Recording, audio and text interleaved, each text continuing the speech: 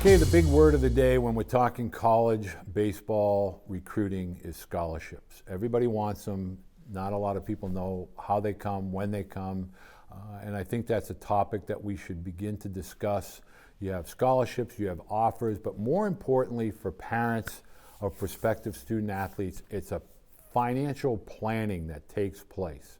You know, in light of the new settlement, I want parents to understand firm roster cap means fewer opportunities at the Division I level, but it's going to have a sprinkle-down effect through all levels of college baseball.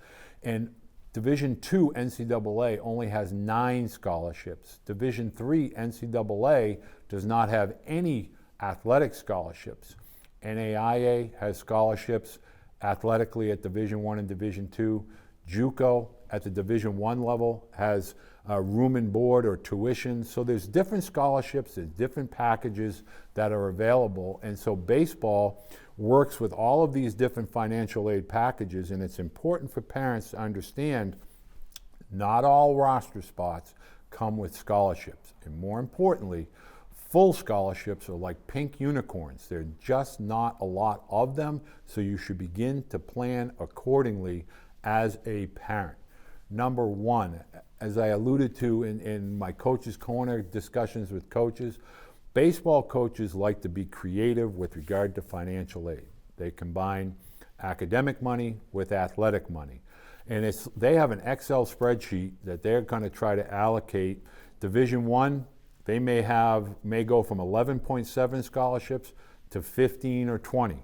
I don't think we're going to see a lot of schools embrace 34 full scholarships.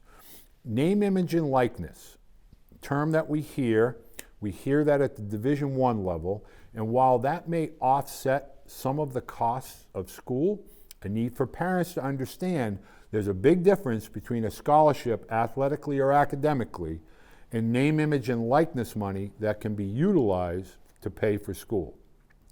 Name, image, and likeness is taxable income that your student athlete is going to be taxed on.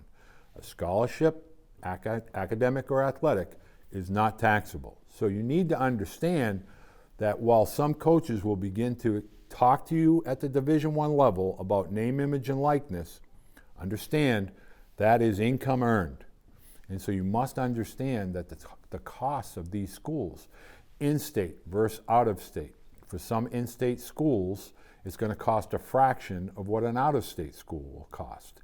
You need to take all of these dynamics into your decision-making process because, for instance, if you're getting a 50% scholarship from an in-state school that might cost $30,000 and you're getting a 50% scholarship from an out-of-state school that's $70,000, you know, we're talking about $15,000 versus $35,000. So one is not like the other. And this is where the need to understand the dynamic of the academic money and some of the other merit-based grant scholarship monies can come from. It's really important to understand what the total package includes. You need to get that in writing from a college coach. Initially, there is a dialogue. There is nothing in writing until your student athlete's senior fall when the school will put together their financial package for your student athlete. Now, also important to understand at the NCAA Division I level, they have eliminated the letter of intent, the NLI. That used to be where the document that would state what the school was providing to the athlete and what the athlete needed to provide to the school to stay in good standing with the school to receive that scholarship.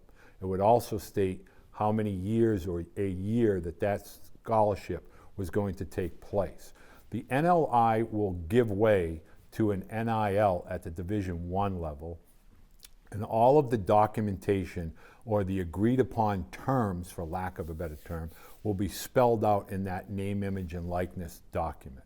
But understanding the scholarship offers are all verbal. You have the ability to change your mind at any time. There is nothing in concrete that would not allow your student athlete to kind of make sure he's getting the best possible value for his skill set. Meaning, at the end of your sophomore year of high school, your rising junior fall, when you begin to engage with schools, schools will kind of start to discuss verbally offers during official and unofficial visits. They will discuss name, image, and likeness, potential opportunities. But all of that, as of today in 2024 and 2025, is a verbal discussion between the coaching staff and you as a family or you as a parent. Nothing will be in writing until your student athlete's senior fall in November of their senior year in high school. So when you're considering different packages, you should be asking, when will this be able to be put in writing? Does my student athlete have the ability to change his mind just as you have the opportunity as a college coach to change your mind? In today's world of social media, we often see student athletes decommitting.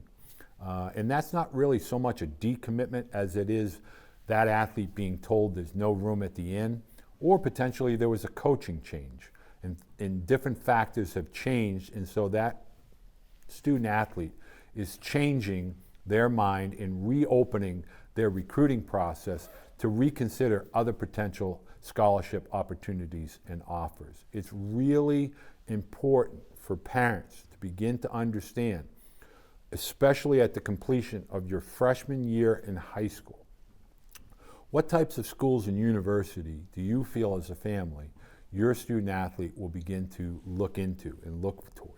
And begin to look at a few schools on a very, kind of open up and put a whole bunch of schools on there and kind of gauge what the cost is of those schools and begin to budget and allocate. Okay, we're going to need X amount of dollars in order to offset what we hope to be scholarships. Bear in mind, pink unicorns, full scholarships, there are not a lot of those out there, at least not for the vast majority of student athletes at the high school level. So you want to begin to understand, where can I go to get college scholarship money? Your local guidance will put out the state-funded scholarships, the community-based scholarships, the Knights of Columbus, the local student body will often have scholarships that are locally given out by the teachers, by the football referees. You want to apply and ask, what are those? Where can I find all of those?